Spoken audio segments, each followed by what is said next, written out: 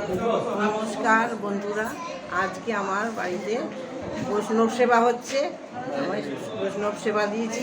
আপনি দেখুন কী কী রান্না হয়েছে। দেখুন চাটনি, এই যে পটল আলু, মাছের ঝাল, আলু পোস্ত,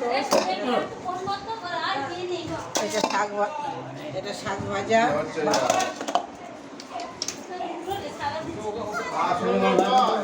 এটা ভাত, এটা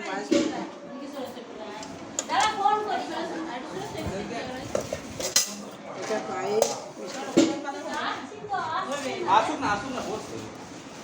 এটা মিষ্টি,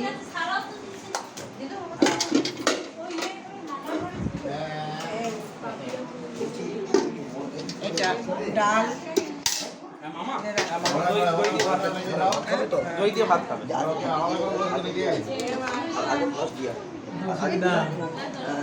দিয়ে থালা দিয়ে